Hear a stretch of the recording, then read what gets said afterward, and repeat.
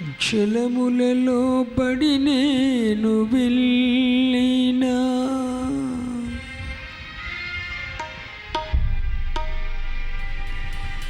అవి నా మీద పారవు.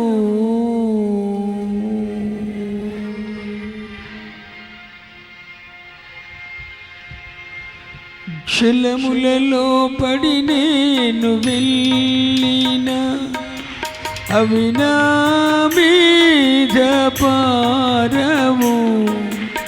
అగ్నిలో నేను నడచిన జ్వాలలు నన్ను కాల్చజాలవు. అగ్నిలో నేను నడచిన జ్వాలలు నన్ను కాల్చజాలవు.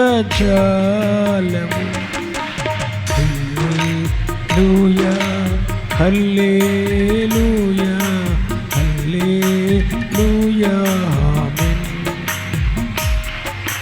హల్లెలూయా హల్లెలూయా హల్లెలూయా నేను వెళ్ళే మార్గము నా యేసుకే తెలియును. నేను వెళ్ళే మార్గము నా యేసుకే తెలియును. శోధింపబడిన మీదట నేను సువర్ణమై మారేదను. శోధింపబడిన మీదట నేను సువర్ణమై మారేదను.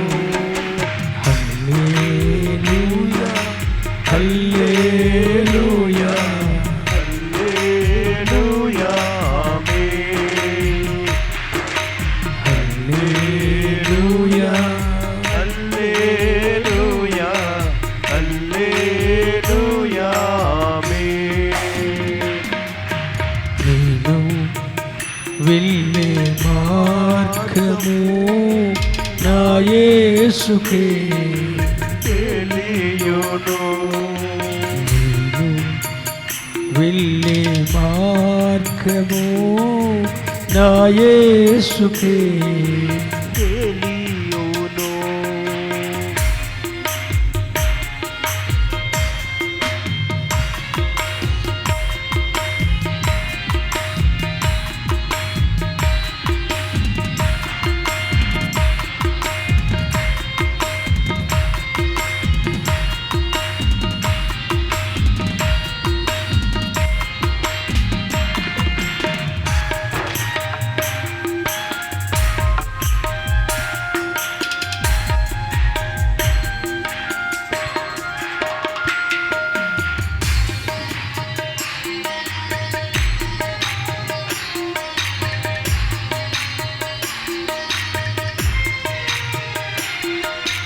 కడలేని కడాలి తీరము ఎడమాయే కడకు నా బ్రతుకునా.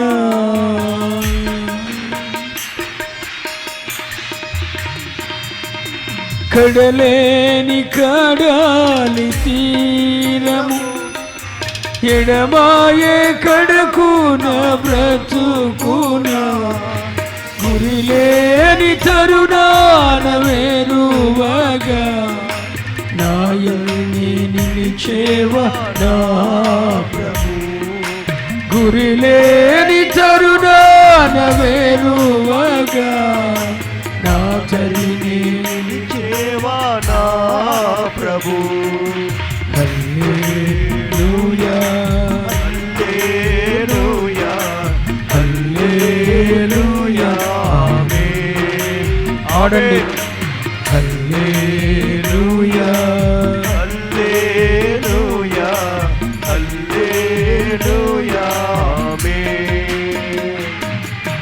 నేను వెళ్ళే మార్గము నా యేసుకే తెలియును. నేను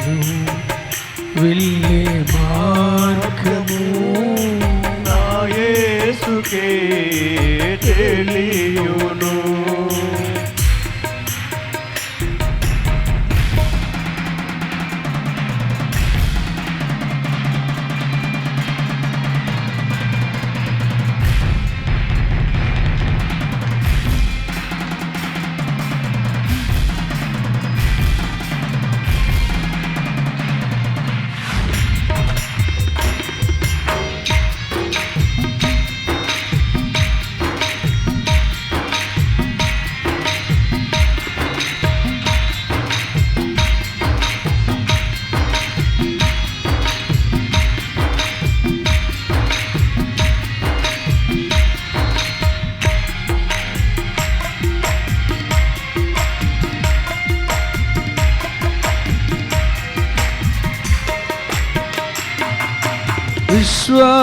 విశ్వాసనావ సాగుచు పయనించు సమయాన నా ప్రభు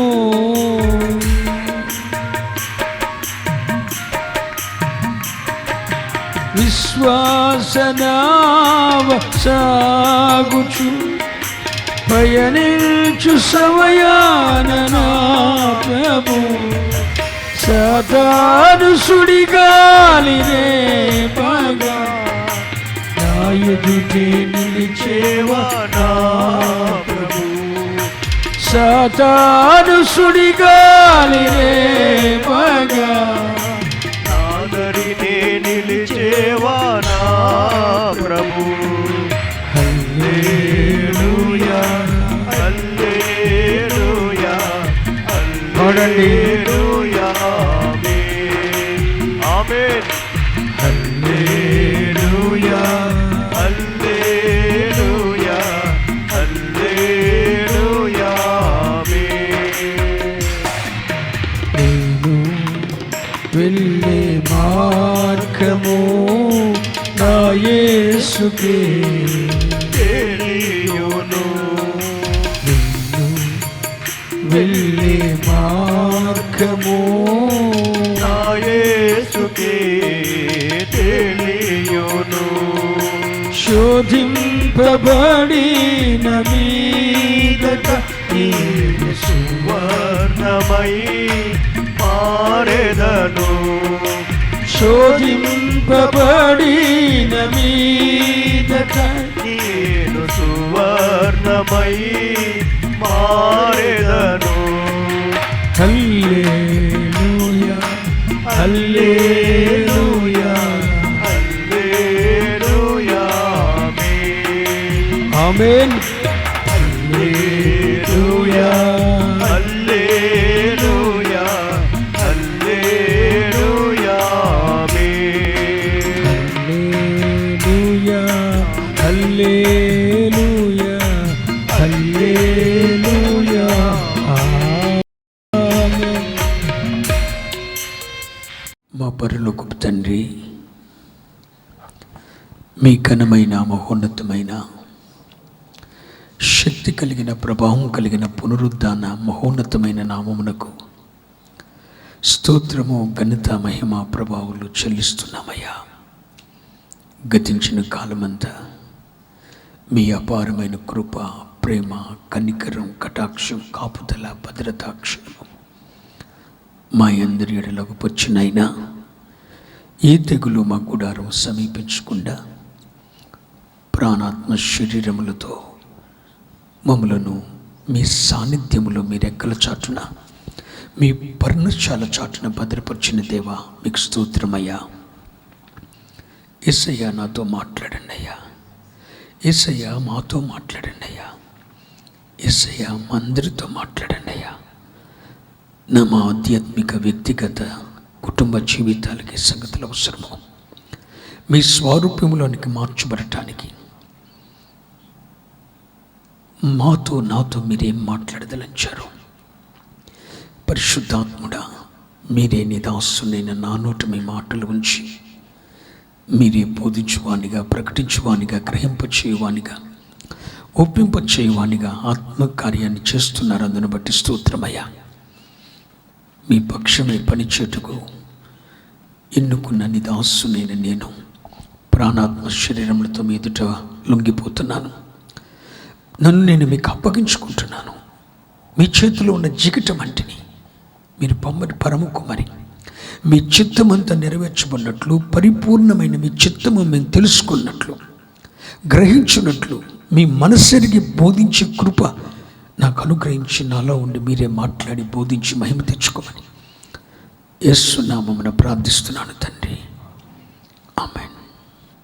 ఈ పూట ధ్యానం కొరకు యోహాను సువార్త 8వ అధ్యాయం 31-32 వచనాలు. కాబట్టి యేసు తనను నమ్మిన యూదులతో, మీరు నా వాక్యమందు నిలిచిన వారైతే, మీరు నా వాక్యమందు నిలిచిన వారైతే నిజముగా నాకు శిష్యులై ఉండి సత్యము గ్రహించెదరు. అప్పుడు సత్యము మిమ్ములను స్వతంత్రులనుగా చేయునని చెప్పాను. ఈ మాట నాతో చెప్తారా? మీరు నా వాక్యమందు నిలిచిన వారైతే సత్యమును గ్రహించెదరు. మరలా మాట చెప్పండి. మీరు నా వాక్యమందు నిలిచిన వారైతే సత్యమును గ్రహించెదరు. సత్యము మిమ్మును స్వతంత్రులుగా చేయును. సత్యము మిమ్మును స్వతంత్రులనుగా చేయును. ఇది స్వయంగా మన ప్రభువును రక్షకుని యొక్క ఉపదేశం. హలో, ప్రభువారు శరీరధారిగా భూమి మీద ఉన్న రోజుల్లో తనను వెంబడిస్తున్న యూదులతో, తన స్వజనాంగముతో, ప్రజలతో చెబుతున్న మాటలు, మీరు నా వాక్యమందు నిలిచిన వారైతే, నా వాక్యమందు నిలిచిన వారైతే సత్యము గ్రహించెదరు. సత్యం అంటే రియల్, వాస్తవం. హలో, వాస్తవాన్ని ఎప్పుడు గ్రహిస్తాం?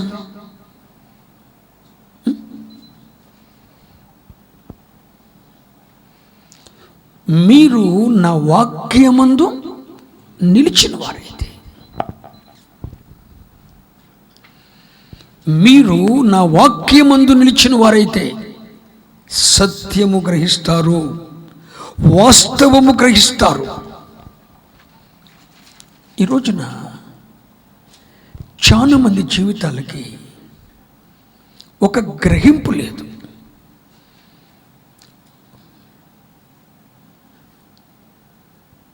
ఒక గ్రహింపు లేదండి. అంటే ఏంటి? అసలు తానేంటో కూడా తనకి గ్రహింపు లేదు. ఒక మాట చెప్తాను. నేను వాస్తవానికి పాపిని అనుకోండి. నేను వాస్తవానికి పాపిని అని అనుకోండి. కానీ నేను పాపిని అన్న సంగతి నేను గ్రహించలేకపోతున్నాను. నేను అబద్ధికుణ్ణి అన్న సంగతి నేను గ్రహించలేకపోతున్నాను. మోసం చేత, అక్రమం చేత, అన్యాయం చేత నన్ను నేను మోసం చేసుకుంటున్నాను అన్న సంగతి నేను గ్రహించలేకపోతున్నాను. నేను నష్టపోతున్నాను అన్న సంగతి గ్రహించలేకపోతున్నాను. కారణం ఏంటి? సత్యం మీకు ఇంకా తేటకు అర్థమవుటో చెప్తాను. సంసోను ప్రతిష్టతను మర్చిపోయి దెలీలా ఒడిలో నిద్రపోయాడు. దెలీలా ఏం చేసింది? తన నాజీరుడంతటిని తొలగించింది, కత్తిరి వేసింది, తల తీయించేసింది, తన నాజీరును తొలగించింది. తొలగించిన తర్వాత శాంసన్ని లేపుతుంది. శాంసన్, శాంసన్, నీ మీద యుద్ధం చేయడానికి ఫిలిష్తీయులు వచ్చారు, లే శాంసన్ అంటుంది. హలో, శాంసన్ లేచాడు, తన తలను విరజిమ్ముకోపోయాడు. కానీ బైబిల్లో రాయబడిన మాట ఏంటో తెలుసా? యెహోవా ఆత్మ అతనిని విడిచిపోయినన్న సంగతి అతనికి తెలియలేదు. వాస్తవం శాంసన్కి అర్థం కావట్లేదు. ఇంకా తన ప్రతిష్ట ఉందనుకుంటున్నాడు, ఇంకా తన నాజీరు ఉందనుకుంటున్నాడు. తనలో ఉన్న నాజీరు తొలగిపోయిందని, ప్రతిష్టత తొలగిపోయిందని, తనలో ఉన్న దైవిక బలం తొలగిపోయిందని, ఆత్మాభిషేకం తొలగిపోయింది అన్న గ్రహింపు శాంసన్కి తెలియట్లేదు. వై? అసలు తానేం పోగొట్టుకున్నాడో శాంసన్కి తెలియలేదు. తాను ఏది పోగొట్టుకున్నాడో శాంసన్కి తెలియలేదు. దైవిక బలం తను విడిచిపోయిన సంగతి, యెహోవా ఆత్మ తను విడిచిపోయిన సంగతి శాంసన్కి తెలియదు. దాన్ని గ్రహింపు లేకుండా పోయింది. ఈ రోజున కడవరి దినాల్లో చాలామంది భక్తిని పోగొట్టుకుంటున్నాం. వాస్తవం. తమ్ముడు, నీ భక్తిని పోగొట్టుకుంటున్నావు అన్న సంగతి, ఆ వాస్తవాన్ని నువ్వు గ్రహించలేకపోతున్నావు. ఒకప్పుడు దేవునితో, సన్నిధితో, పరిశుద్ధాత్మతో, సేవకునితో నీకున్న సత్సంబంధం లేదు అన్న వాస్తవాన్ని, సత్యాన్ని నువ్వు గ్రహించలేకపోతున్నావు. దేవునికి దూరమైపోయావు అన్న సంగతి నువ్వు గ్రహించలేకపోతున్నావు. నువ్వు లోకంతో కలిసిపోయావు అన్న సంగతి నువ్వు గ్రహించలేకపోతున్నావు. కారణం ఏంటి? ఎవరు సత్యాన్ని గ్రహిస్తారండి? మీరు నా వాక్యమందు నిలిచిన వారైతే. అంటే ఈ రోజున చాలా మందికి అసలు వాక్యం అవసరం లేదుగా. వాక్యం చెప్పేటప్పుడు వింటున్నట్టే నిద్రపోతుంటారుగా, ఆదిమర్చుంటారుగా, ఏవేవో పనులు చూసుకుంటుంటారుగా, వాక్యం పట్ల శ్రద్ధ లేదుగా. 24 గంటల వేషమ టీవీ ఛానల్ ద్వారా ఉన్నతమైన ఉపదేశం అందిస్తుంటే, ఆ ఛానల్ పెడితే దేవుడు ఎక్కడ మాట్లాడతాడో మనసు ఎక్కడ నొప్పించబడద్దని చెప్పి ఆ వాక్యం పట్ల ఆసక్తి లేకుండా తిరుగుతున్నావుగా.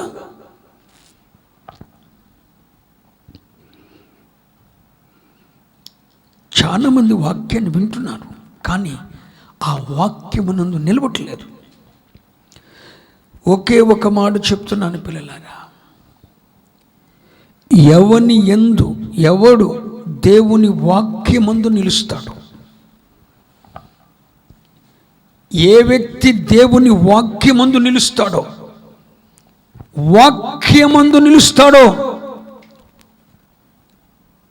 ఉపదేశంలో నిలుస్తాడో, వాక్య క్రమంలో నిలుస్తాడో, వాక్య క్రమంలో, ఉపదేశ క్రమంలో ఎవరు నిలుస్తారో వారు మాత్రమే సత్యాన్ని.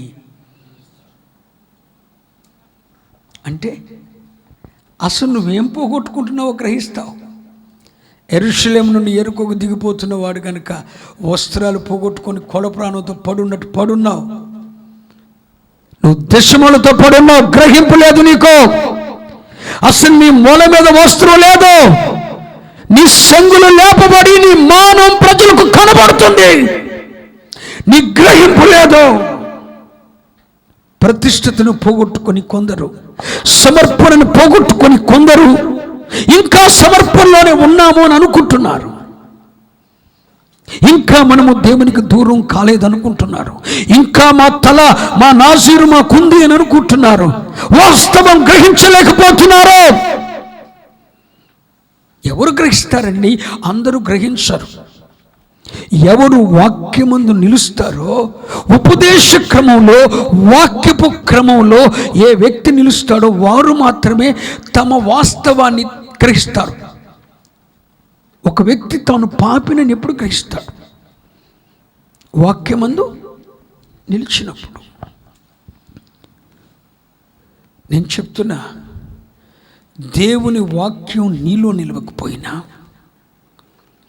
దేవుని వాక్యం నీలో నిలవకపోయినా, వాక్యం అనే ఉపదేశ క్రమంలో నీవు నిలవకపోయినా ఇక నువ్వు గ్రహించలేవు.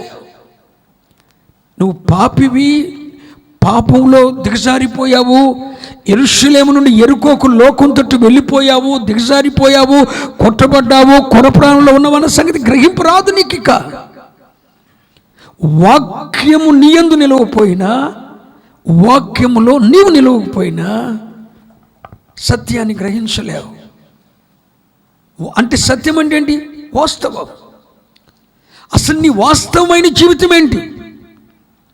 నేను అంటాను, నీ పై భక్తి దేవునికి అవసరం లేదు సోదరుడా. నీ పై వస్త్రధారణ దేవునికి అక్కర్లేదు సోదరి. నీ అంతరంగం ప్రభువుకు కావాలి. నీ అంతరంగంలో దాగి ఉన్న ఆలోచన కావాలి. నువ్వే మనసు పెట్టుకొని వాక్యం వింటున్నావో ఆ అంతరంగాన్ని చూస్తాడు. మనిషిని కూర్చున్నావా లేదా అని మనుషులు చూస్తారు. ఏ మనసుతో వింటున్నావో అన్నది అంతరంగాన్ని చూస్తాడు. అందుకని ఆ అంతరంగమును బట్టి నీ అంతరంగంలో ఉన్న వాస్తవం చూసావా? ఆ అంతరంగంలో నువ్వు కోల్పోతున్న ఆత్మీయ స్థితి నుండి నువ్వు కోల్పోతున్న ఉన్నతమైన అనుభవాలు, అవి నువ్వు గ్రహించాలంటే వాక్యము నీ యందు నిలవాలి. వాక్యములో, ఉపదేశ క్రమంలో నీవు నిలవాలి. వాక్యము నీలో నిలవాలి. అప్పుడే సత్యాన్ని గ్రహిస్తారు. అర్థమైందన్న వాళ్ళు దేవునికి స్తోత్రం చెప్పండి.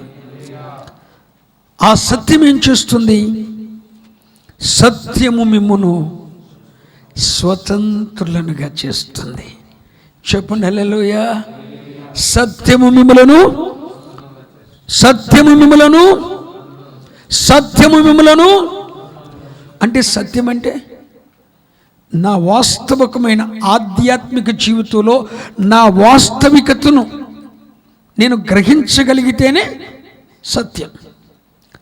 ఆ సత్యం అంటే నేను ఏది కోల్పోయాను, దేవునికి ఎంత దూరం అయ్యాను, దేవునికి నాకున్న సత్సంబంధం ఎంత ఎడమయ్యింది, ఈ గ్రహింపు, ఈ వాస్తవం, ఈ సత్యం నేను గ్రహించగలిగినప్పుడు ఆ సత్యము మనలను స్వతంత్రులుగా చేస్తుంది. ఈ రోజున స్వతంత్రులు కాలేకపోతున్నారు. అంటే దేనికో ఒకదానికి దాసుడైపోతున్నాడు. ఒక వ్యక్తి ఒక అమ్మాయికి, ఒక వ్యక్తి ఒక అబ్బాయికి, ఒక వ్యక్తి సెల్ ఫోన్కి, ఒక వ్యక్తి టీవీకి, ఒక వ్యక్తి కైనికి, ఒక వ్యక్తి మాదక ద్రవ్యాలకి, ఒక వ్యక్తి అక్రమ సంపాదనకు, మరొక వ్యక్తి రౌడీయిజానికి, మరొక వ్యక్తి బలాత్కారాన్ని చేయటానికి, మరొక వ్యక్తి ఇతరులను తోసుకోవటానికి. దేనికో ఒకదానికి మనిషి దాసుడైపోయి ఆ దాసత్వం నుండి ప్రజలు విడుదల పొందలేక దాసత్వంలో ఉండి మూలుగుతున్నారు. ఒక వ్యక్తి పాపమనే దాసత్వం నుండి, పాపమనే దాస్యపు శృంఖాల నుండి, బంధకాల నుండి విడుదల కలిగించేదేంటి? సత్యం. నేను ఒకటే చెప్తున్నాను, నీ వాస్తవికతను, నీ ఆధ్యాత్మిక జీవితంలో నీ వాస్తవికతను, నీ రియల్ లైఫ్, నీ వాస్తవికమైన జీవితాన్ని, నీ అంతరంగ జీవితంలో ఉన్న ఆ వాస్తవమైన ఆధ్యాత్మికతను గ్రహించలేనంత కాలం నిన్నెవడు బంధకాల నుండి విడిపించలేడు. ఈరోజు ఒక ప్రాముఖ్యమైన సందేశంతో నేను మీ ముందుకు వస్తున్నాను. బోధించుటకు పరిశుద్ధాత్మ దేవుడు సహాయం చేయను కాక. సత్యము ఏ విధంగా స్వతంత్రులను చేస్తుందో, నేను మీతో చెప్తాను. యాకోబు జీవితాన్ని ఎరగని వారు మనలో ఎవరైనా ఉన్నారా? లేరు. యాకోబు జీవితాన్ని ఎరగని వారు మనలో ఎవరైనా ఉన్నారా? లేరు. యాకోబు కన్న తండ్రిని మోసం చేశాడు. నా వైపు చూస్తూ వినండి.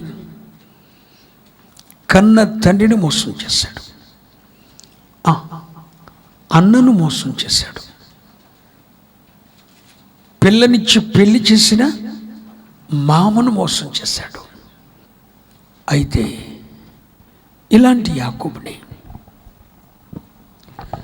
దేవుడు పదనారాము నుండి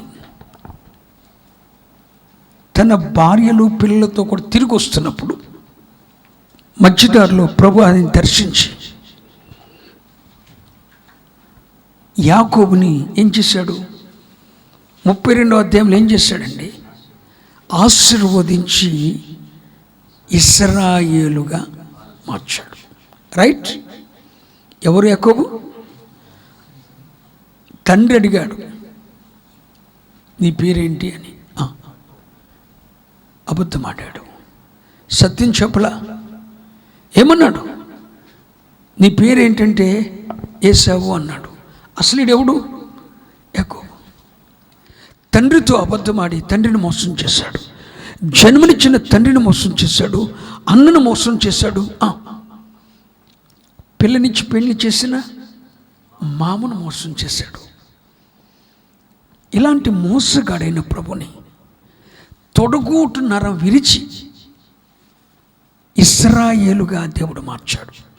అక్కడ రాయబడిన మాట ఏంటంటే యాకోబును ఆశీర్వదించి ఇశ్రాయేలుగా మార్చాడు. అంటే ఆశీర్వాదం ఏం చేస్తుంది? ఒక వ్యక్తిని ఆశీర్వాదం ఏం చేస్తుందండి? మోసగాళ్ళంటి యాకోబుని ఇశ్రాయేలుగా మార్చేదే రియల్ బ్లెస్సింగ్, వాస్తవికమైన ఆశీర్వాదం. ఎప్పుడైతే దేవుడు యాకోబుని ఆశీర్వదించాడో మోసగాడు ఇశ్రాయేలుగా మార్చబడ్డాడు. ఇశ్రాయేలు అనే మాటకు అర్థం రాకుమారుడు లేదా జయమొందినవాడు. ఇప్పుడు యాకోబు రాకుమారుడిగా మార్చబడ్డాడు. 32వ అధ్యాయంలో మార్చబడిన తర్వాత అత్యంతగా యాకోబు ప్రేమించే యోసేపుని అన్నదమ్ములందరూ పగపట్టి గోతులు వేసి ఇష్మాయేల్ని కమ్మేసుకొని ఐగుప్తు దేశానికి పంపించేశారు. ఇప్పుడు యాకోబుకి తాను ప్రేమించే కుమారుడు దూరమయ్యాడు. ఇప్పుడు యోసేపు ఐగుప్తుకు వెళ్ళాడు. తన 11 మంది పిల్లలు ఇతని దగ్గరే ఉన్నారు. ఐగుప్తు యోసేపులో ఉన్నాడు. కొంతకాలం చెయ్యని పాపానికి నింద అనుభవించాడు. పొతిఫరు భార్య వేసిన నింద కొరకు శ్రమ అనుభవించాడు, సంఖ్యలు అనుభవించాడు, మౌనంగా గొర్రె పిల్ల వలె శ్రమ అనుభవించాడు. ఒకానొక దినం వచ్చింది, డైరెక్ట్గా శిరస్సాల నుండి విడిపించబడి సింహాసనం ఎక్కి ఐగుప్తు దేశానికి ప్రధానమంత్రి అయ్యాడు. దేవుడు తనతో చేసిన వాగ్దానం నెరవేర్చాడు. యాకోబు జీవితంలో తానున్న ప్రాంతంలో కరువు వచ్చింది. ఆహారం ఐగుప్తులో ఉంది, కరువు కనానులో ఉంది. యాకోబు సంతానం ఆశీర్వదించబడిన యాకోబు సంతానం ఉన్న చోటేమో కరువు ఉంది, యోసేపు ఉన్న చోట ఆహారం ఉంది. సరే, ఆహారం కొనటానికి ఐగుప్తుకు వెళ్ళారు అన్నదమ్ములు.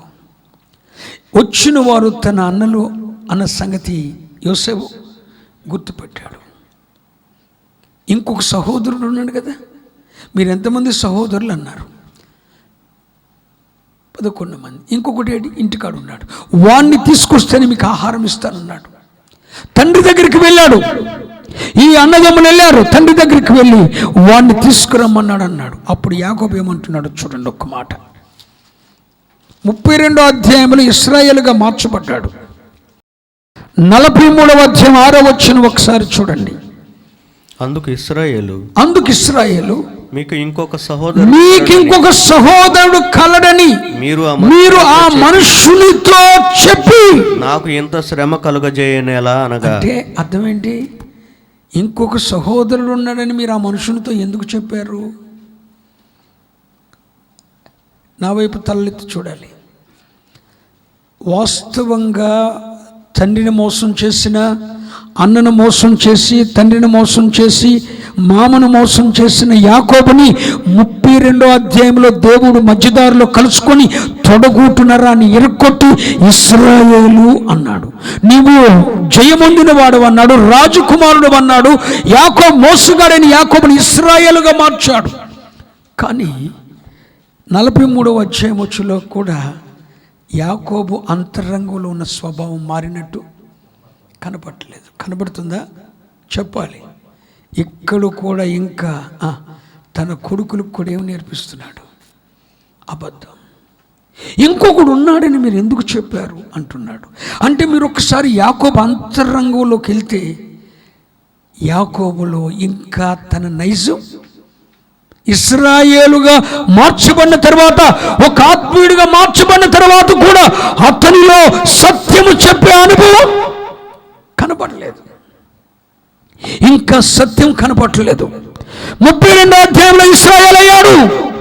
43వ అధ్యాయంలోకి వచ్చిన తర్వాత ఇంకా సత్యము అనేది అతని జీవితంలోకి రాలేదు. అర్థమైందన్న వాళ్ళు దేవుని స్తోత్రం చెప్పండి. అయితే ఈ యాకోబుని 130 సంవత్సరాల వయసులో 130 సంవత్సరాల వయసులో యోసేపు ఐగుప్తుకు తీసుకుని వెళ్ళాడు. వినండి, ఎన్ని సంవత్సరాల వయసులో చెప్పాలి? 130 సంవత్సరాల వయసులో ఐగుప్తుకు తీసుకుని వెళ్ళాడు. ఐగుప్తులో 17 సంవత్సరాలు ఉన్నాడు. ఎన్ని? 17 సంవత్సరాలు. ఐగుప్తులో 17 సంవత్సరాలు బ్రతికాడు. ఇప్పుడు యాకోబుకి మొత్తం వయసు ఎంత? ఐగుప్తు వెళ్ళినప్పుడు యాకోబు వయసు ఎంత? 130. ఐగుప్తులో ఉన్నది ఎంత? 17. మొత్తం ఎంత? 147 సంవత్సరాలు యోసేపు దగ్గర 17 సంవత్సరాలు ఉన్నాడు. మొత్తం ఐగుప్తుకు వెళ్ళక మునుపు 130, ఐగుప్తు వెళ్ళిన తర్వాత 17 సంవత్సరాలు. 17 సంవత్సరాలు ఐగుప్తులో ఉన్నాడు. మొత్తం ఇప్పుడు యాకోబు వయసు ఎంత చూడండి. ఆదికాండం 47వ అధ్యాయం 28వ వచనం. ఎందుకు చెప్తున్నానని మీరు అనుకోవద్దు, ఒక సత్యం మీకు బయలుపరచబడుతుంది. యాకోబు ఐగుప్తు దేశంలో 17 సంవత్సరములు 17 సంవత్సరములు బతికెను. యాకోబు దినములు అనగా అతడు జీవించిన సంవత్సరములు 147. అందరూ అనండి. ఐగుప్తుకు వెళ్ళినప్పుడు 130, ఐగుప్తులో బ్రతికింది 17 సంవత్సరాలు. యాకోబు ఆయుష్ అంతా 147 సంవత్సరాలు. అయితే ఒకానొక దినాన యోసేపు తండ్రి అయిన యాకోబును పరామర్శించడానికి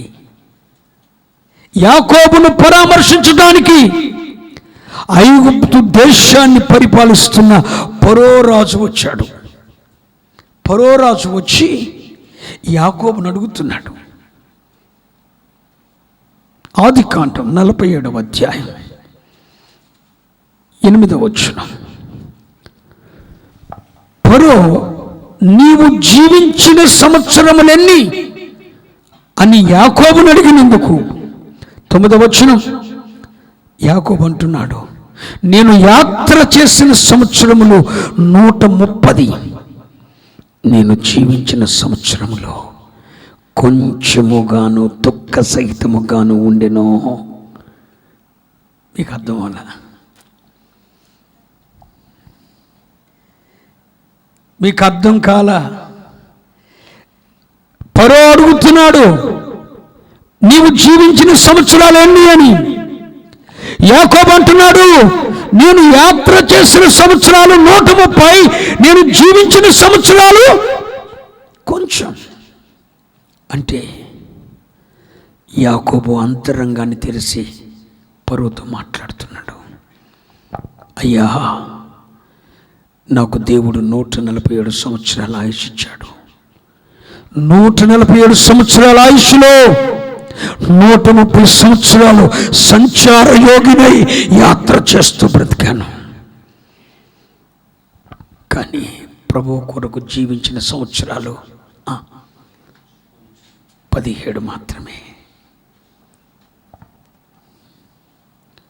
సత్యాన్ని చెప్తున్నాడు ఇక్కడ. అంటే యాకోబు సత్యం చెప్పాల్సి వచ్చేసరికి 130 సంవత్సరాలు పట్టింది. 32వ అధ్యాయంలోనే దేవుడు యాకోబుని ఇశ్రాయేలుగా మలిచాడు. ఒక మోసగాన్ని ఆత్మీయుడిగా మార్చాడు. కానీ ఆత్మీయుడు ఇంకా తన కొడుకులతో చెప్తున్నాడు, ఇంకొకడు ఉన్నాడని మీరు ఎందుకు చెప్పారని అంటున్నాడు. అంటే యాకోబు స్వభావం 43వ అధ్యాయం వచ్చినా కూడా మారలేదు. కానీ ఐగుప్తుకు వెళ్ళిన తర్వాత ఫరో రాజుతో మాత్రం సత్యం చెప్తున్నాడు. దేవుడు నాకు ఇచ్చిన ఆయుష్ 147, నా స్వార్థానికి వాడుకుంది. నేను యాత్ర చేసింది, సంచారం చేసింది, లోకంతో మిళితమైపోయి, లోక సంబంధులతో మిళితమైపోయి నేను యాత్ర చేసింది 130. నేను ప్రభు కొరకు జీవించింది మాత్రం 17 సంవత్సరాలు. సత్యం చెప్తున్నాడు.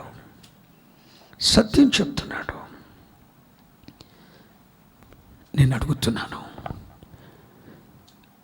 నీ ఆయుష్ యాకోబు ఆయుష్ అంత కాదు. సుమారు కొన్ని వేల సంవత్సరాల క్రితం బ్రతికిన యాకోబు 147 సంవత్సరాలు బ్రతికితే ఇప్పుడు నువ్వెంతకాలం బ్రతుకుతావో నీకు తెలియదు. నీ అంతం ఎప్పుడో నీకు తెలియదు. నువ్వెప్పుడు చనిపోతావో తెలియదు. నీ అంతాలు ఎక్కడో ఎప్పుడు ఎలాగో ఎవరికి తెలియదు. ఒకవేళ ఈ రాత్రి నీ మరణ దినం నీ ముందు వస్తే, నీ ఆయుష్ కాలంలో ప్రభు నమ్ముకుని ఎన్ని సంవత్సరాలయ్యింది? ఇశ్రాయేలుగా మార్చబడి ఎన్ని సంవత్సరాలయ్యింది? దేవుడి చేత పట్టుబడి ఎన్ని సంవత్సరాలయ్యింది? 32వ అధ్యాయంలోనే ఇశ్రాయేలుగా మార్చబడిన యాకోబు 43వ అధ్యాయంలోకి వచ్చినా కూడా తన కొడుకుల దగ్గర అబద్ధం ఆడలేదని, ఎందుకు ఆడలేదని అడుగుతున్నాడు. ఇంకొకడు ఉన్నాడని ఎందుకు చెప్పారని అంటున్నాడు. ఈ రాత్రి ఒక దైవజనుడికి అడుగుతున్నాను, నువ్వు దేవుని చేత పట్టబడి, నీ తొడగొట్టిన విరవబడి, ఒక రాజకుమారునిగా, ఒక ఆత్మీయునిగా అభిషేకించబడి, ఆత్మ పొంది దేవునిలో ఎదగటం ప్రారంభించి, ఒక సేవకుని తండ్రి కట్టబడి, ఉన్నతమైన ఉపదేశాల దగ్గర పెరగటం మొదలై ఎంతకాలం అయింది? 32వ అధ్యాయంలోనే యాకోబు ఇశ్రాయేలుగా మార్చబడ్డాడు. కానీ 43వ అధ్యాయంలోకి వచ్చినా కూడా ఇశ్రాయేలు ఇంకా యాకోబు కానీ ఉన్నాడు. సత్యం చెప్పలేదు. కానీ ఒక అవకాశం వచ్చింది. ఫరో రాజు అడుగుతున్నాడు, నువ్వు జీవించిన సంవత్సరాలు ఎన్ని? ఈరోజు ఒకే మాట అడుగుతున్నా, నువ్వు ప్రభు కొరకు జీవించిన సంవత్సరాలు ఎన్ని? What is the answer? Pharaoh అడిగాడు, నువ్వు జీవించిన సంవత్సరాలు ఏంటంటే యాకోబు అంటున్నాడు, నేను జీవించిన సంవత్సరాలు చాలా కొంచెం. అర్థమవుతుంది? చాలా కొంచెం. నేను జీవించిన సంవత్సరాలు అంటే మనిషిగా నేను జీవించిన సంవత్సరాలు, నేను ఒక మనిషిగా జీవించిన సంవత్సరాలు, మానవత్వం కలిగి ఒక ఆత్మీయునిగా జీవించిన సంవత్సరాలు, దేవుని సంబంధిగా జీవించిన సంవత్సరాలు, ఆత్మీయుడిగా జీవించిన సంవత్సరాలు, దేవుని కొరకు జీవించిన సంవత్సరాలు కొంచెం. 17 సంవత్సరాలండి, కొంచెమే. నాకు అవి చాలా దుఃఖసహితంగా ఉన్నాయి. ఇప్పుడు నా లైఫ్ ఎంత వేస్ట్ చేశానో అని చెప్పి ఒక రోజు ఎదుట తన అంతరంగాన్ని తెలిసి సత్యాన్ని ఒప్పుకుంటున్నాడు. యాకోబు అంటున్నాడు, నేను బ్రతికిన సంవత్సరాలు 147, కానీ నేను ప్రభు కొరకు జీవించిన సంవత్సరాలు చెప్పాలి చాలా కొంచెముగా తక్కువగా ఉన్నాయి. అక్కడ చూడండి, యాత్ర చేసిన సంవత్సరాలు 130, అసలు బ్రతికింది ఎంత? 147. యాత్ర చేసింది 130, అంటే లోక సంచారంగా తిరిగింది 130. దేవుని కొరకు జీవించిన సంవత్సరాలు చెప్పాలి 100, దేవుని కొరకు జీవించింది 17.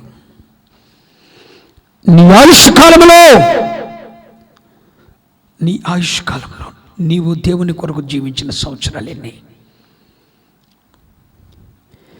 ఏనాడో రక్షింపబడ్డావు, ఏనాడో దేవుడిని తొడుగుంటున్నారా అని విరిచాడు, ఒక ఆత్మీయుడవని ఒక ఆత్మీయురాలవని ముద్ర వేశాడు, ఆత్మ సంబంధమైన పరిచర్యతో అంటు కట్టాడు, ఉన్నతమైన సేవకుని ఉన్నతమైన ఉపదేశం చెంత నాటాడు, సత్తులు గల తోటలో ఉంచాడు.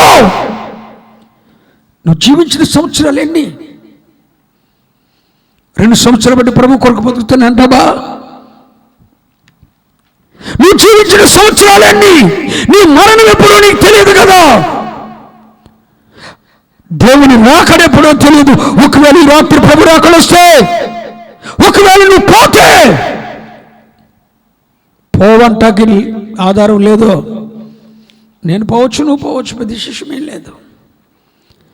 ఒకవేళ ప్రభు రాకడ వచ్చినా, ప్రభు రాకడ ఆలస్యమైనా నువ్వెప్పుడు పోతావు అది మాత్రం నీకు తెలియదు. ఒకవేళ ఈ రాత్రి నువ్వు పోతే, ఎన్ని సంవత్సరాలు జీవించిన సంవత్సరాలు ఎన్ని? సత్యాన్ని చెప్తున్నాడండి ఇక్కడ. అసలు సత్యమే చెప్పడం అలవాటు కానీ 130 సంవత్సరాల వరకు సత్యము చెప్పడం అలవాటు కానీ యాకోబు సత్యాన్ని ఒక రోజు ఎదుటి చెప్తున్నాడు. నేను ప్రభు కొరకు జీవించిన సంవత్సరాలు చాలా చెప్పాలి కొంచెం, చాలా కొంచెం తక్కువగా ఉన్నాయి. సత్యాన్ని చెప్పాడు. ఆ సత్యం ఏం చేసిందో చెప్పనా? ఆదికాండం 50వ అధ్యాయం 1 నుండి 3 వచనాలు చూడండి. యోసేపు తన తండ్రి ముఖం మీద పడి అతన్ని గూర్చి ఏడ్చి అతన్ని ముద్దు పెట్టుకున్నాడు. తరువాత యోసేపు సుగంధ ద్రవ్యములతో తన తండ్రి శవమును సిద్ధపరచవలనని తన దాసులైన వైద్యులకు ఆజ్ఞాపించాడు. కనుక ఆ వైద్యులు ఇశ్రాయేలును, అంటే యాకోబును, ఇశ్రాయేలు సుగంధ ద్రవ్యములతో సిద్ధపరచడి. సుగంధ ద్రవ్యములతో సిద్ధపరచబడు వారి కొరకు దినములు సంపూర్ణమగినట్లు అతని కొరకు 40 దినములు సంపూర్ణమైను. అతని గూర్చి ఐగుప్తీయులు 70 దినములు. నువ్వు చస్తే ఏడ్చేవాళ్ళు ఉన్నారా? ఏడ్చిందెవరు? అది నాకు కావాలి. ఇశ్రాయేలు చనిపోతే, యాకోబు చచ్చిపోతే ఏడ్చిందెవరు? అంటే ఐగుప్తులు అతను బతికింది చాలా తక్కువ కాలం, షార్ట్ పీరియడ్, 17 సంవత్సరాలు. ఇశ్రాయేలు నిజమైన ఆత్మీయుడిగా మార్చబడిన తర్వాత 17 సంవత్సరాలు యాత్ర చేసిన సంవత్సరాలు 137, ఆత్మీయుడిగా జీవించిన సంవత్సరాలు 17. ఈ 17 సంవత్సరాలు ఎక్కడ జీవించాడు? ఐగుప్తులో.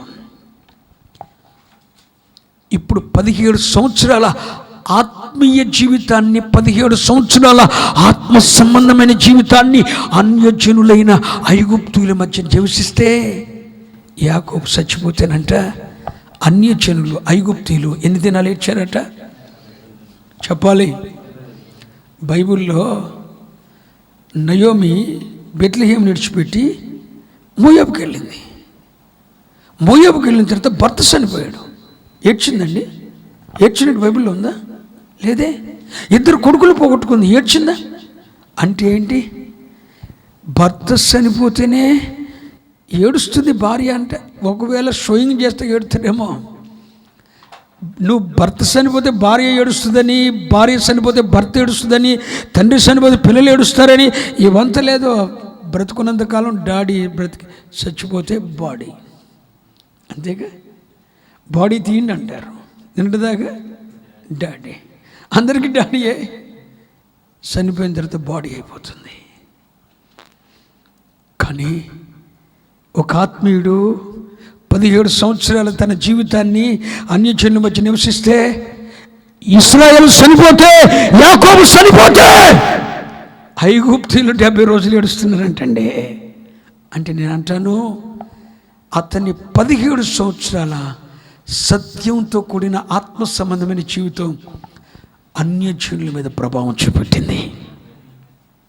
నేను అంటాను, నువ్వు ప్రభు కొరకు జీవించే సంవత్సరాలు అంటే చూసారా, ఒక అమ్మాయి కోసమో, ఒక అబ్బాయి కోసమో, ఒక కుటుంబం కోసమో, ఒక వ్యక్తి కోసమో మనం బ్రతికే సంవత్సరాలు లోకం మీద ప్రభావాన్ని చూపలేవు. ఎప్పుడైతే మనం ప్రభువు కొరకు జీవించడం ప్రారంభిస్తామో మన జీవితం లోకం మీద ప్రభావం చూపుతుంది యేసునామమున, అన్యజనుల మీద ప్రభావం చూపెడుతుంది యేసునామమున. ఒక మాట చెప్తానంటారా, దానియేలు, షడ్రక్, మిషక్, అబేద్నెగోల జీవితం యొక్క ప్రభావం బబులోను దేశ ప్రజల మీద చూపబడింది. ఒక దానియేలు జీవితం బబులోనియ ప్రజలకు తడపట్టించింది. అంటే దానియేలు జీవిత ప్రభావం అంతా బబులోనియుల ప్రజల మీద పడిందండి. ఒక్క యాకోబు యొక్క జీవితం 17 సంవత్సరాల ఆత్మ సంబంధమైన జీవితం, ప్రభు కొరకు జీవించిన ఆత్మ సంబంధమైన జీవితం ఒక జాతి మీద, ఒక అన్య జాతి మీద ప్రభావం పడి అతడు చనిపోతే 70 దినములు ఏడ్చారటండి. మీరు నమ్ముతారా? ఈ పూటకు కూడా గొప్ప గొప్ప సేవకుల్ని జ్ఞాపకం చేసుకొని నేను ఏడుస్తూనే ఉంటా.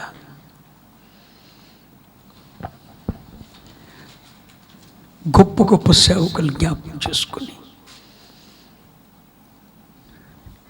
మన భారతదేశాన్ని సువార్తతో ప్రభావితం చేసిన ఆర్ఆర్కే మూర్తయ్య, భక్తి సింగయ్య, జాషువా డానియల్ అయ్య, ఆంధ్ర తెలంగాణ రాష్ట్రంలో ఆధ్యాత్మిక ఉద్యమాన్ని లేపెత్తించిన అపొస్తలుడు యేసన్న, అపొస్తలుడు సురేష్ అయ్య, వీళ్ళ దినాలను, వాళ్ళు జీవించిన సంవత్సరాలు లోకం మీద ఎంత ప్రభావం చూపాయి నేను అడుగుతున్నా. యాకోబు చనిపోతే 70 దినాలు స్వజనాంగ మండళ్ళు చెప్పాలి, అన్ని జనులు, ఐగుప్తీయులండి, ఐగుప్తీయులు ఏడుస్తున్నారు. ఒక అన్య జాతి మీద తన ఆత్మీయ జీవితం ప్రభావం ఉంది. యాకోబు ఏంటి, అన్యజనులు ఎంత రియాక్ట్ అయ్యారు? నువ్వు చనిపోతే 70 దినాలు ఏడ్చారు ఎందుకని? యాకోబు నిన్ను సిద్ధపరచడానికి 40 దినాలు పట్టింది, ఏడవటానికి 70 దినాలు పట్టింది. ఏంటి యాకోబు, ఐగుప్తీయులు, అన్యజనులు నిన్ను మర్చిపోలేకపోయారు, నీ జీవిత ప్రభావం వారి మీద ప్రభావం చూపింది ఏంటి అని యాకోబుని అడిగితే యాకోబు అంటాడు, ఆ 17 సంవత్సరాల షార్ట్ పీరియడ్ అది నేను ప్రభు కొరకు జీవించిన సంవత్సరాలు. నువ్వు చెప్పగలవా? ఇశ్రాయేలుగా మారిన తర్వాత కూడా కొడుకులను అబద్ధమాడటానికి ప్రోత్సహించిన వాడు యాకోబు. కానీ ఒక సత్యం చెప్పే అవకాశం వచ్చింది. ఎవరి ఎదుట? ఎప్పుడు కూడా చెప్పొచ్చుగా, నేను మొట్టమొదటి ఆత్మీయులమేనండి, మా తాత అబ్రహాం గారండి, మా తాత అబ్రహాం గారండి, దేవుని కొరకు బలర్పించిన వాడండి, మా నాన్న నూనెంతలు పండుకున్న వాడండి, ఇస్సాకండి, పవిత్రుడండి, పరిశుద్ధుడండి, నోటి నిండా నవ్వుచ్చిన వాడండి, పరిశుద్ధుల వంశంలో పుట్టామండి, మా తాత పేరు చెప్పుకొని దేవుడు పిలిపించుకున్నాడండి, అబ్రహాము దేవుని అన్నాడండి, ఇస్సాకు దేవుని అన్నాడండి అని చెప్పుకోవట్లేదు. అయ్యా, ఒక పరిశుద్ధుల వంశంలో పుట్టిన నేను, దేవుని కొరకు తన బిడ్డలను సైతం బలిపీఠం మీద బలి అర్పణ చేసిన వంశంలో పుట్టిన నేను అనది కాలంలోనే దేవుని చేత పట్టబడి తొడగొట్టినార విలువబడి ఇశ్రాయేలుగా మార్చబడ్డాను. కానీ నా వంకరి బుద్ధి మానలేదు. ఆత్మీయుడిగా రక్షింపబడిన తర్వాత నాలో ఉన్న ద్వేషం, అసూయ, మచ్చలు, కోపం, ఉక్రోషం ఇవి సావలేదు. లోక సంబంధమైన సావలేదయ్యా. దేవుని చేత పట్టుబడిన తర్వాత కూడా, తొడుగుంటున్నాడు విలువబడిన తర్వాత కూడా నేను మార్చబడలేకపోయానయ్యా. యథార్థం ఒప్పుకుంటున్నాడు. నేను ప్రభు కొరకు జీవించిన సంవత్సరాలు కొద్దిగా ఓ సత్యం చెప్పే అవకాశం వచ్చింది. రాజు మాత్రం అబద్ధం ఆడలేదు. ఆడొచ్చి ఆడకూడదా? రాజుకు తెలియదు కదా ఇది నా ఆత్మీయ జీవితం. ఆడొచ్చి ఆడకూడదా? చెప్పరే. ఇన్ని అబద్ధాలు ఆడినోడు, తండ్రితో అబద్ధం ఆడినోడు, అన్నతో అబద్ధం ఆడినోడు, మామతో అబద్ధం ఆడినోడు, ఇన్ని అబద్ధాలు ఆడినోడు ఇక్కడ రాజు ఎదుటి మాత్రం అబద్ధం ఆడటానికి ఒప్పుకుంటలేదు. ఒక సత్యం చెప్పే అవకాశం వచ్చింది. సత్యాన్ని ఒప్పుకుంటున్నాడు. ఆ సత్యము యాకోబుని స్వతంత్రునిగా చేసింది. 130 సంవత్సరంలో సత్యం చెప్పాడు. ఆ సత్యము స్వతంత్రునిగా చేసింది. పాప బానిసత్వం నుండి విడిపించింది. అతడు చచ్చిపోతే అన్య జాతి ప్రజలు 70 దినాలు ఏడ్చారండి. అంటే అతడు జీవించిన, ప్రభు కొరకు జీవించిన ఆ జీవిత కాలం ఒక జాతి మీద ప్రభావం చూపింది. ఒక జాతిని ప్రభావితం చేసింది. యాకోబు యొక్క 17 సంవత్సరాల ఆత్మీయ జీవితం నువ్వు నడుపుతున్న సంఘాన్ని ప్రభావితం చేయగలుగుతుందా? నీ చుట్టూ ఉన్న ప్రజలను ప్రభావితం చేయగలుగుతుందా? యాకోబు ఫరోతో చెప్పిన సత్యం ఒక జాతిని ప్రభావితం చేసి చచ్చిపోతే ఎన్ని దినాలు ఏడ్చారట? జాతి కాని వాళ్ళండి. నేను అడుగుతున్నా, నీ ఆత్మీయ జీవిత ప్రభావం నీ మీద ఎంతవరకు చూపుతుంది? ఒక మాట చెప్తాను. నన్ను సేవకు సమర్పించిన తర్వాత కూడా మా నాన్న త్రాగుతూ ఉండేవాడు. మోస్ట్ ఎక్స్పీరియన్స్ తాగుడులో 40 సంవత్సరాల తాగుడు అనుభవం కలిగిన భయంకరమైన త్రాగుడు. కానీ నా సేవా పరిచర్య ప్రభావం నా తండ్రి మీద, నా రక్త సంబంధికుల మీద పడి వారు ప్రభువుని నమ్ముకోగలిగారు. ఒక మాట చెప్తాను, వింటారా? సత్యం మిమ్మల్ని స్వతంత్రులుగా చేస్తుంది. యాకోబు సత్యాన్ని గ్రహించాడు. నేను ప్రభు కొరకు జీవించిన సంవత్సరాలు తక్కువ. నీ మీద భక్తిపరునిలే అని అనలా. నేను ప్రభు కొరకు జీవించిన సంవత్సరాలు తక్కువ, కొంచెం అని గ్రహించాడు. ఆ సత్యం అతన్ని స్వతంత్రంగా చేసింది. అతడు చనిపోతే అతని ఆత్మీయ జీవిత ప్రభావం అన్యజాతి ప్రభావం ఐగుప్తు దేశం మీద కనపడింది. నేను మరొక మాట చెప్తాను, వింటారా? ఒక వ్యక్తిలో సత్యం తానేంటో గ్రహించగలిగితే, అంటే యాకోబు గ్రహించాడు, నేను ప్రభువు కొరకు జీవించిన సంవత్సరాలు కొంచెం. ఈ సత్యమే అతన్ని స్వతంత్రం చేసింది. ఒక జాతి మీద ప్రభావం చూపింది. నీ ఆత్మీయ జీవిత ప్రభావం నీ తల్లిదండ్రుల మీద, నీ రక్త సంబంధికుల మీద, నీ స్నేహితుల మీద, నీ సంఘం మీద, నీకు అప్పగించబడిన పరిచర్య మీద ఆ ప్రభావం కనబడాలి. యేసునామమున అట్టి ఆత్మీయ జీవితం కావాలనుకున్న వాళ్ళు చేతులెత్తి దేవునికి స్తోత్రం చెప్పండి. యథార్థమైన మనసుతో చెప్పండి. మీకు అర్థమవటానికి ఇంకొక మాట చెప్తాను. సత్యం మిమ్మల్ని స్వతంత్రులుగా చేస్తుంది. యాకోబు బావి దగ్గర సమరయ స్త్రీతో ప్రభు మాట్లాడాడు. ఆమె చెప్పింది, నీకు పెనిమిటిని తీసుకొని రా అన్నాడు ప్రభు. ఆవిడేం చెప్పింది చెప్పండి?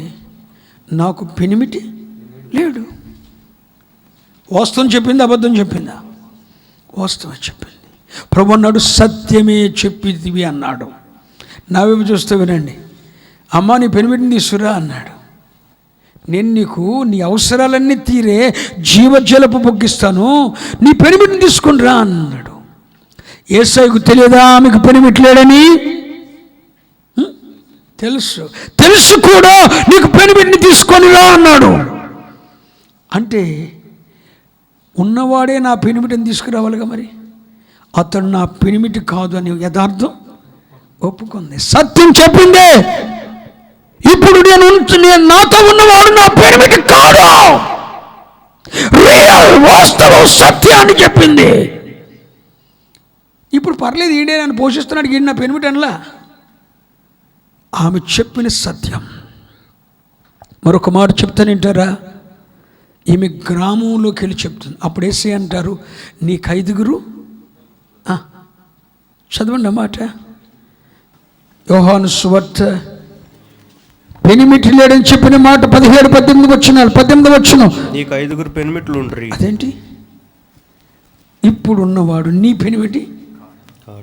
ఇప్పుడున్నవాడు నీ పెనిమిటి అంటే ఉన్నోడు ఎవడు మరి? ఏం పెనిమిటి కాదు, ఊరోళ్ళు పెనిమిటి అనమాట.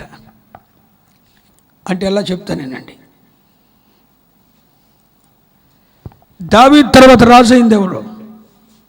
దావీదు మహారాజు తర్వాత రాజు అయింది ఎవరు? సొలొమోను. సొలొమోను దావీదు కొడుక? ఎవరు కొడుకు? దావీదు కొడుకే, కానీ ఎవరికి కన్నాడు? చూడండి పరిశుద్ధ గ్రంథంలో ఉండి మత్తయి సువార్త 1వ వచనం, యెషయా రాజైన దావీదును కన్యను ఊరియా భార్యగా ఉండిన ఆమె యందు దావీదు సొలొమోనును. మీకు అర్థం అవ్వలేదా? దావీదును సొలొమోను కంది ఎవరు? దావీదుకు సొలొమోను ఎవరికి పుట్టాడు?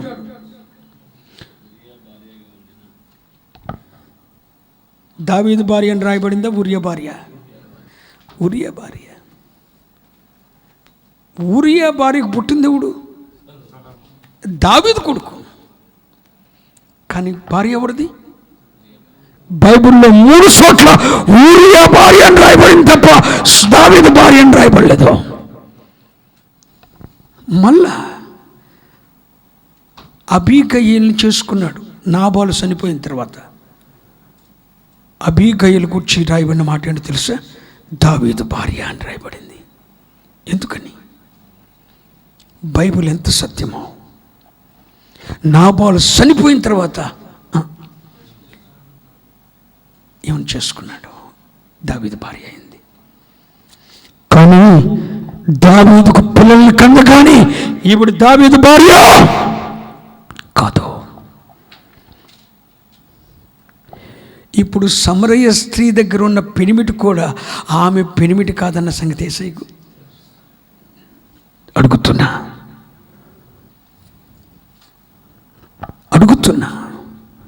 నా ప్రియ ఆత్మీయ బిడ్డలారా,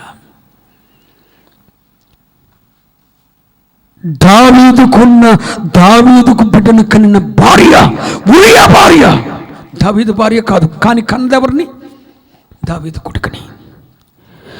సమరయ స్త్రీకి ఉన్న పెనిమిటి సమరయ స్త్రీ పెనిమిటి కాదు, వేరే వాళ్ళ పెనిమిటి. ఇప్పుడు యేసయ్య అంటున్నాడు, నేను నీకు జీవజలాన్ని ఇస్తానమ్మా,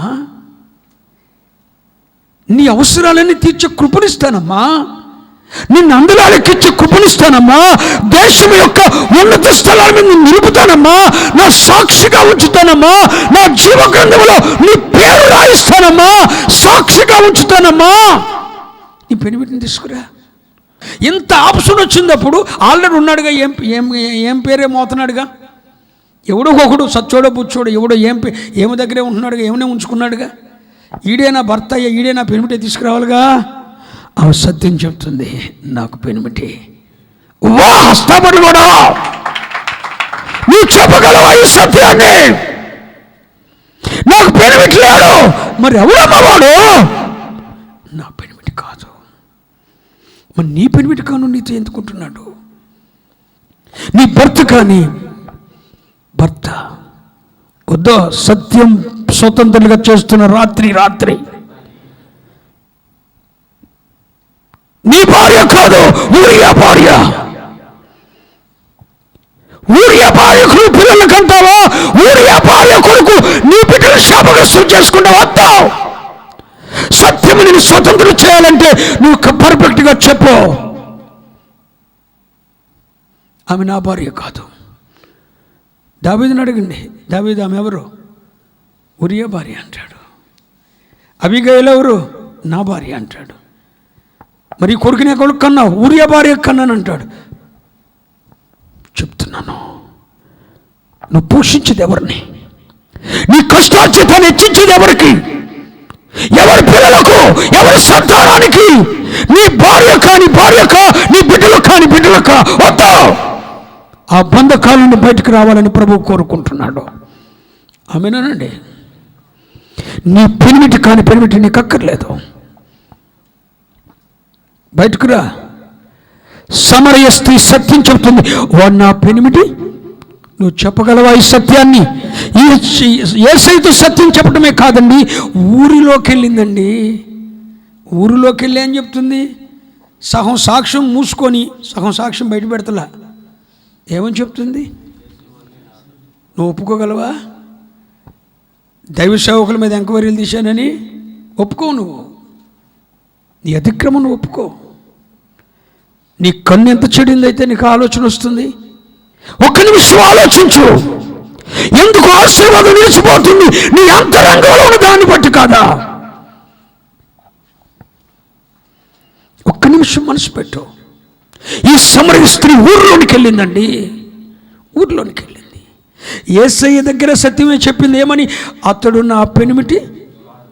మరి ఊర్లోకి వెళ్ళి అని చెప్పింది, నేను చేసినవన్నీ నాతో చెప్పేశాడు, ఆయన్ని నేను చూశాను రండి.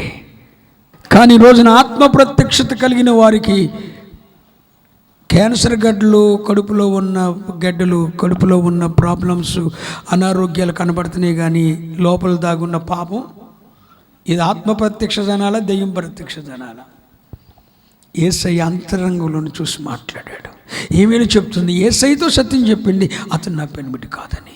ప్రజల దగ్గరికి వెళ్ళి కూడా చెప్పాలే, సత్యం చెప్తుంది. నేను చేసినవన్నీ నాతో, నువ్వు చేసినవన్నీ నీతో రికార్డు ముందు పెడితే నువ్వు ఒప్పుకుంటావా? నువ్వంత పరిశుద్ధుడువా? మీ గుడే ఉందా? మీ పాస్టర్గా 100 రివర్సల్ అయిపోతేనేక చేసినవన్నిటి నీవు యేసయ్య చెప్తే ఒప్పుకుందండి. నేను చేసినవన్నీ నాతో చెప్పేశాడని సాక్ష్యం ఇస్తుందండి. సత్యం యేసయ్య దగ్గర ఒప్పుకుంది, ప్రజల దగ్గరికి ఒప్పుకుంది. నేను చెప్తాను, ఒక సువార్థికుడు యేసయ్య దగ్గర ఎంత సత్యవంతుడుగా ఉంటాడో సంఘం ఎదుటి కూడా అంతే సత్యవంతుడుగా ఉన్నప్పుడు అతని జీవితం ప్రభావం చూపుతుంది. అందుకని చూడండి, ఆ సమరయ స్త్రీ యేసయ్య దగ్గర సాక్ష్యం చెప్పింది, సత్యం చెప్పింది, ప్రజల దగ్గర సత్యం చెప్పింది. ఆ పట్టణమంతా చెప్పండి ప్రభు దగ్గర తీసుకుని వచ్చేసింది. 2 మాటలు చెప్తాను నేనండి. ఈవిడు బావి దగ్గరకు వచ్చింది ఎందుకు? నీళ్ళిచ్చుకెళ్ళిందా? నీళ్ళిచ్చుకెళ్ళిందా? అసలు వచ్చిన తన పని మర్చిపోయింది. సరే, ఊర్లోకి వెళ్ళేటప్పుడు యేసయ్య నువ్వు మా ఊర్లోకి రమ్మని పిలిచిందా? ఊరిని యేసయ్య దగ్గర తెచ్చిందా? మన జీవిత ప్రభావం ఇలా ఉండాలని నేను ప్రార్థన చేసుకుంటున్నాను. స్తోత్రం చెప్పండి. సత్యం స్వతంత్రులుగా చేస్తుంది. మనమేంటో గ్రహించగలిగినప్పుడు నేనేంటో పోగొట్టుకున్నానో, నేనే స్థితికి దారానో, ఆత్మీయతలో ఉన్నత స్థానాలు ఉండవలసిన నేను ఏ ఆత్మీయ స్థితి నుండి ఎంత దిగజారిపోయానో, ఏది పోగొట్టుకున్నానో, దేవునికి దూరమయ్యానో అన్న సంగతి నేను గ్రహించిన రోజున ఆ సత్యాన్ని ప్రభు ఎదుట ఒప్పుకొని నేను గ్రహించి ఆ సత్యాన్ని ప్రజలు ఎదుట ఒప్పుకున్నప్పుడు యేసయ్యని సమాజం దగ్గర తీసుకెళ్ళటం కాదు, సమాజాన్ని చెప్పాలి. నీళ్ళ కోసం వచ్చి నీళ్ళు తీసుకెళ్ళలేదు, ఊరిలోకి వెళ్తూ యేసయ్య ఊర్లోకి రమ్మని అనలేదు. యేసయ్యని ఊరంతటిని యేసయ్య దగ్గర తీసుకొచ్చింది. సమరయ ప్రాంతం అంతటి మీద ఒక పాపాత్మురాలైన స్త్రీ యొక్క ప్రభావం చూపింది. ఒక్క ఒక్క యాకోబు 17 సంవత్సరాల ఆత్మీయ జీవితం అన్య జాతి ప్రజలైన ఐగుప్తు ప్రజల మీద ఉంది. నీ ఆత్మీయ జీవిత ప్రభావం నీ బిడ్డల మీద ఎందుకు పనిచేయట్లేదు? నీ కుటుంబం మీద ఎందుకు పనిచేయట్లేదు? నీ భార్యకు తెలుసు. నువ్వు ఎంత ప్రార్థన పరుగువో, ఎన్ని గంటలు మోకరిస్తావో, నీ ఆత్మీయ లోతేంతో నీ తల్లిదండ్రులకు తెలుసు. ఈ రాత్రి ప్రభు స్పష్టంగా మాట్లాడుతున్నాడు. సత్యము స్వతంత్రం చేస్తుంది. 130 సంవత్సరాల వయసులో సత్యం చెప్పాడు. నేను ప్రభు కొరకు జీవించిన సంవత్సరాలు చాలా తక్కువ. ఆ సత్యంతో చెప్పిన తర్వాత 17 సంవత్సరాలు బతికాడు. 17 సంవత్సరాల తన ఆత్మీయ జీవితం ఐగుప్తు దేశమంతటి మీద ప్రభావం చూపింది. నేను ఒకటే కోరుకుంటున్నాను, నేను ఎంతకాలం బ్రతుకుతానన్నది నాకు తెలియదు, నీవెంతకాలం ఉంటావు అన్నది నీకు తెలియదు. ఇక మీదట మనం జీవించే కొద్ది కాలమైనా, జీవించే కాలం అలో యాత్ర చేసే సంవత్సరాలు వేరు. యాత్ర అంటే సంచారం. అగరు సంచారం చేసింది, మనము సంచారం చేస్తున్నాం. అరణ్య సంచారం, లోకంలో అటు ఇటు తిరగటమే సంచారం. కానీ లోక సంచారం చేస్తూ మనం బ్రతకటం వేరు, దేవుని కొరకు జీవించటం వేరు. సత్యం మిమ్మల్ని స్వతంత్రులుగా చేస్తుంది. యాకోబుని గురించి ధ్యానం చేశాం, సమరస్త్రీని గురించి ధ్యానం చేశాం. దావీదు సత్యం చెప్పాడు. ఆ మనుషుడవు నీవే. నాతాను ప్రవక్త వచ్చి అన్నాడు, ఆ మనుషుడవు నీవే. ఓ భక్తుడు అన్నాడంట,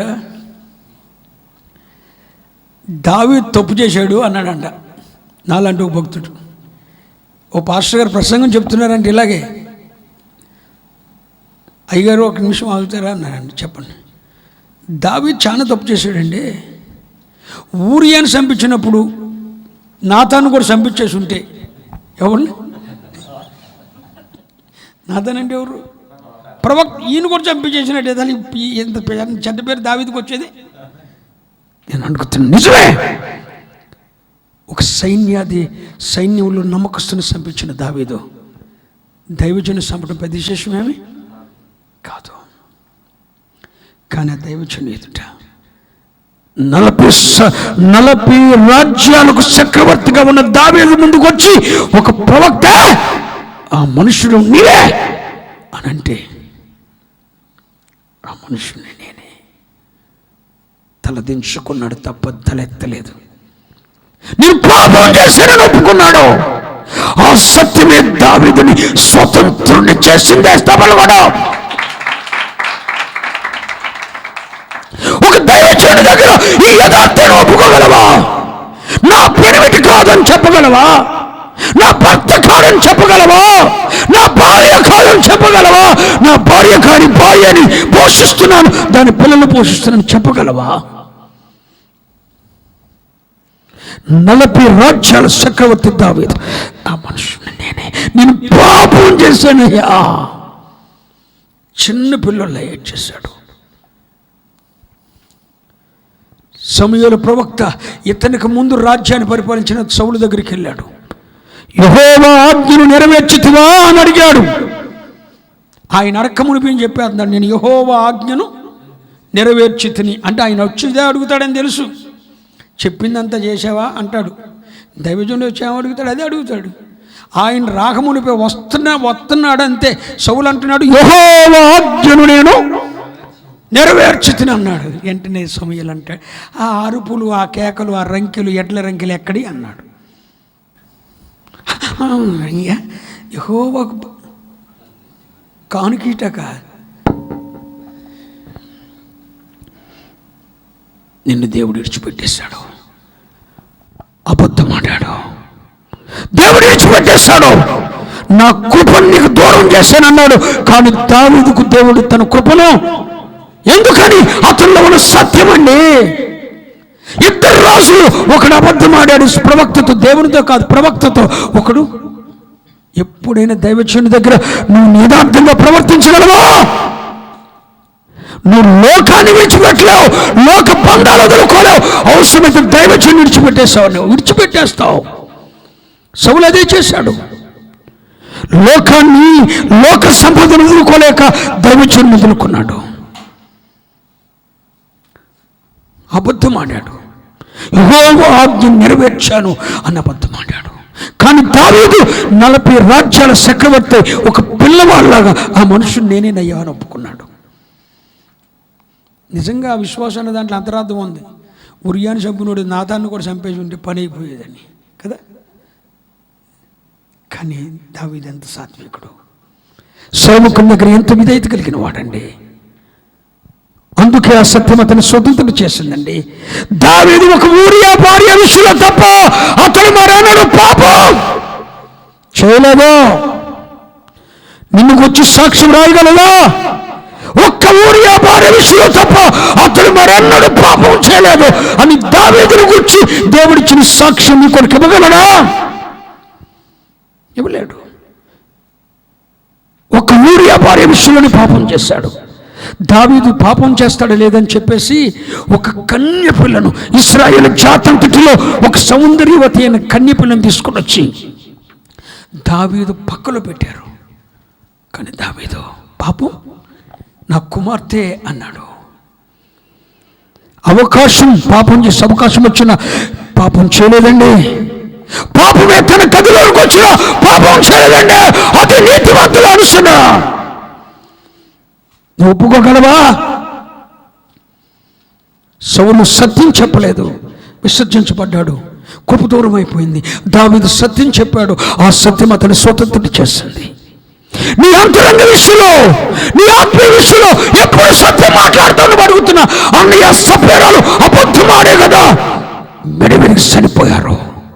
అపొస్తలులంటే ఆటకాయితనం అనుకున్నావా? జాగ్రత్త. దహించు అగ్నితో నిత్యం ఎవడు సహవాసం చేయగలడు? అగ్నితో ఎవడు సహవాసం చేస్తాడు? ఎవరు చేయలేరా?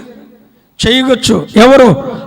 అగ్నితో సహవాసం చేయొచ్చు. స్తోత్రం చెప్పు. చీకటితో సహవాసం చేయలేదా? అగ్నితో ఆ బైబిల్లో ఉంది. ఆ దహించు అగ్నితో ఎవరు సహవాసం చేస్తాడు? అప్పుడు మనం అగ్ని సహవాసం చేస్తుంది.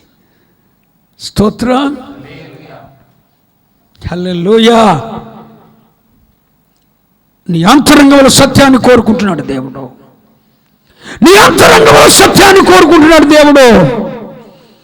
ముగించబోతున్నాను. యాకోబు 16 నుండి బయలుదేరిన తర్వాత ఇస్సాకు ఏం చెప్పి పంపించాడు యాకోబుని? చెప్పండి.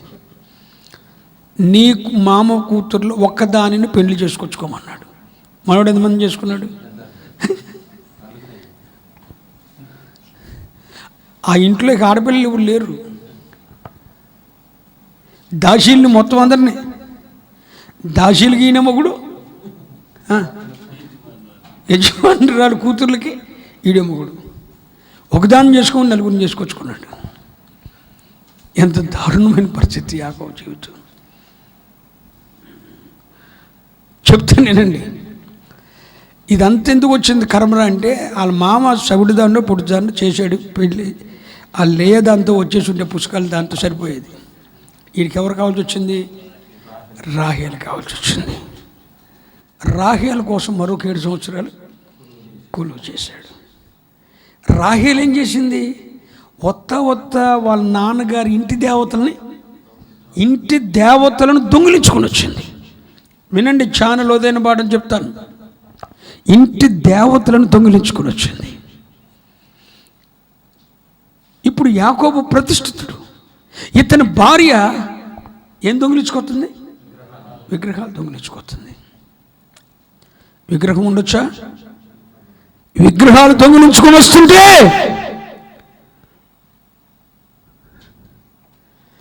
దేవుడు రాహేలుకు ఒక అవకాశం ఇచ్చాడు. ఆ విగ్రహాలను విడిచిపెట్టే అవకాశం ఇచ్చాడు దేవుడు. ప్రయాణమై వస్తున్నారు, విగ్రహాలు దొంగిలించి ప్రయాణమై వస్తున్నారు. లాబాను వెనకనొచ్చాడు. నా ఇంటి దేవతల విగ్రహాలు ఎవరు తీసుకొచ్చేశారు, దొంగిలించుకొని తీసుకొచ్చేసారంటే ఈ రాహేలు నానా వాటి మీద మోసుతో ఆ విగ్రహములను దొంగిలించింది నేనే అని చెప్పి తండ్రికిచ్చుంటే ఆ రోజుతో సమస్య క్లియర్ అయిపోయేది.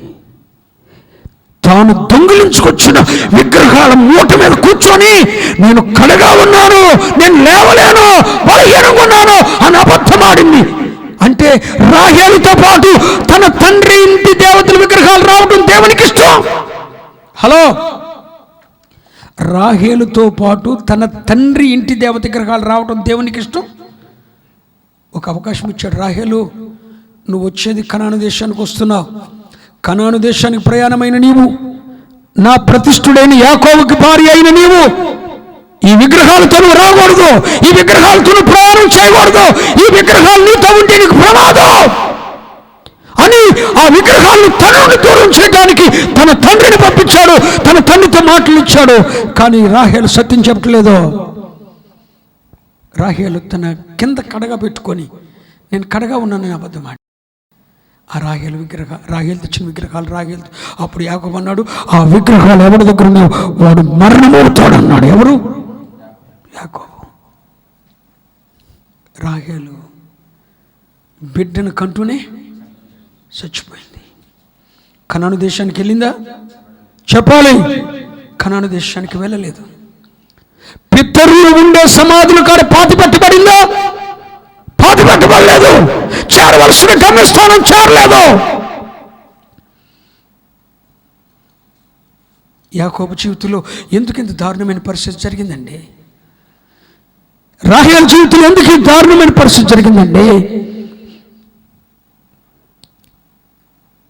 తన దగ్గర ఉన్న విగ్రహాలను విడిచిపెట్టడానికి,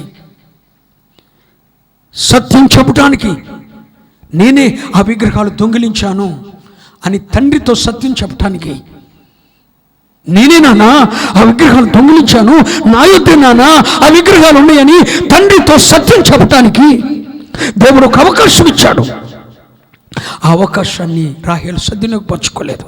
ఆ విగ్రహాన్ని విడిచిపెట్టడానికి దేవుడు ఒక అవకాశం ఇచ్చాడు. రాహేలు ఇష్టపడలేదు. నీ దగ్గర ఏ విగ్రహాలు ఉన్నాయో సత్యం చెప్తావా? ఏ విగ్రహాలు నీ దగ్గర ఉన్నాయి? ఏది నీ హృదయంలో ఉన్న విగ్రహం? నువ్వు దాచుకున్న విగ్రహం ఏది? బయటకు తెస్తావా? నా దగ్గర ఏమీ లేవు, కడగా ఉన్నాను, కింద కూర్చున్నాను అంటావా? విగ్రహాలు కింద పెట్టుకుని దాచుకుంటావా? నీ ఇష్టం, పోతావు. ఈ రాత్రి కూడా నీవు దాచుకున్న విగ్రహాలు విడిచిపెట్టడానికి, నువ్వే విగ్రహాలు దాచుకున్నావో ప్రభుని నడగటానికి ఒక ఆప్షన్ ఇస్తున్నాడు. బయటికి దే. ఏ విగ్రహాన్ని దాచుకున్నావు? అది దేవునికి రోషం పుట్టిస్తుంది. సత్యం చెప్పగలవా? తండ్రి వచ్చి అడుగుతున్నాడు, అమ్మా నా ఇంటి దేవతలు విగ్రహాలు పోయినాయి. నేను తేలేదు డాడీ. సత్యం చెప్పే అవకాశం వచ్చినప్పుడు కూడా నువ్వు జారవిడుచుకుంటే, సేవకుని దగ్గర సత్యం చెప్పే అవకాశం వచ్చినప్పుడు కూడా నువ్వు జారవిడుచుకుంటే, విగ్రహాలను విడిచిపెట్టలేదండి, కణాన్ని విడిచిపెట్టిందండి. దీన్ని చాలా మంది, కొంతమంది లోకాన్ని విడిచిపెట్టుకోలేరండి, ఆత్మీయతను వదిలేసుకుంటారు. మూర్ఖులు విడిచిపెట్టుకోలేరండి, సంఘాన్ని విడిచిపెట్టుకుంటారు. లోక సంబంధమైన వాటిని విడిచిపెట్టుకోలేక సేవకుని విడిచిపెట్టుకుంటారండి. ఈ రాహేలండి. ఈ రాత్రికి దేవునికి ఇంకొక అవకాశం ఇస్తున్నాడు. నీ విగ్రహాలను, నువ్వు దాచుకున్న, నీ అంతరంగంలో దాచుకున్న విగ్రహాలను విడిచిపెట్టడానికి ఈ రాత్రి కొరకు ఆప్షన్ ఉంది. సత్యం చెప్పు, నానా ఆ విగ్రహాలు దొంగిలించింది సమరయ స్త్రీ వల్ల చెప్పు, ఉన్న పెనిమిటి నా పెనిమిటి కాడు. నేను ప్రభు కొరకు బతికిన సంవత్సరం చాలా, ఇప్పుడు నేను ప్రతిష్ఠలో లేనయ్యా, సరైన వాక్యాలు సరిగా నడవట్లేదయ్యా, సత్యం చెప్పు. ప్రార్థన చేయకుండా ప్రార్థన చేస్తున్నట్లు నటించొద్దు, సత్యాన్ని గ్రహించు. దావీదు ఒక సత్యం చెప్పాడు. ఒకవేళ 40 రాజ్యాల మీద రాజ్యాధికారం కలిగిన చక్రవర్తి నేనే అయితే ఆ సేవకుని మాటకి నేను లోబడతానా? దావీదు ఎంత మంచి మనసు కలిగిన వాడు. సౌలు అబద్ధమాడాడు సేవకునితో, దావీదు సత్యం చెప్పాడు. ఆ సత్యం అతన్ని స్వతంత్రం చేసింది. నువ్వు జీవించిన సంవత్సరాలు ఎన్ని? ఎంతకాలం నుండి ప్రభు కొరకు నువ్వు జీవిస్తున్నావు? What is the answer? నువ్వు ఎన్ని సంవత్సరాలు బతికేమంటలేదు. నీ 50 సంవత్సరాలు వచ్చినా, 40 వచ్చినా, 30 వచ్చినా నాకు అనవసరం. నువ్వు ప్రభు కొరకు జీవించిన సంవత్సరాలు ఎన్ని? ఒక్కసారి దమస్కు మార్గంలో పట్టబడిన తర్వాత, కనుల నుండి పొరలు రాలిన తర్వాత, దమస్కు మార్గంలో ఆ సిలువ దర్శనాన్ని, ఆ ప్రత్యక్షతను చూసిన తర్వాత మరెన్నడూ తన కోసం తాను బ్రతకలేదండి. అపొస్తలుడైన పౌలు, నీకెన్నిసార్లు వాక్య దర్శనం కలగాలి? ఒక్కసారి దమస్కు మార్గంలో కలుసుకున్నాడండి. ఒక్కసారి దమస్కు మార్గంలో కలుసుకున్న తర్వాత ఇక మరెన్నడూ సౌలు పాపం చేయలేదండి. దమస్కు మార్గంలో సిలువ దర్శనం చేత పట్టబడ్డ సౌలు మరెన్నడూ తన కోసం బ్రతకలేదండి. నా బిడ్డల కోసం బ్రతుకుతున్నా వద్దో? ఈ రోజంతా దేవుడు నాతో మాట్లాడిన మాటలు నీ బిడ్డల కొరకు, నీ కొడుకు కొరకు, నీ భార్య కొరకు, నీ బిడ్డల కొరకు కాదు, ఎవరి కొరకు కాదు, ఇంత కొరకు ఎవరి కొరకు జీవించలేము. నా కొరకు జీవించగలవా? నువ్వు నా కొరకు జీవించగలిగితే అన్య జాతి ప్రజలను చచ్చిపోతే 70 రోజులు ఏడ్చేటట్టు చేస్తా. ఒక జాతి మీద ప్రభావం చూపుతా. ప్రాంతాలు నా ఎత్తుకు వస్తాయి. ఈ పాఠాన్ని ప్రభు నాతో నేర్పించాడు. వద్దా? దేవుని కొరకు బ్రతుకుదాం, దేవుని కొరకు జీవిద్దాం. నువ్వెవరి కొరకు జీవిస్తున్నావు? మా అమ్మకండి వెనక మళ్ళీ ఎవరు లేరండి, మా అమ్మ కోసం జీవిస్తున్నానండి, మా నాన్న కోసం జీవిస్తున్నానండి, మా ఆయన కోసం అండి, మా భర్త కోసం అండి. వద్దు, దేవుని కొరకు జీవించండి. దేవుని కొరకు జీవించిన సంవత్సరాలు ఎన్ని? ఒక్క నిమిషం సత్యం చెప్పండి.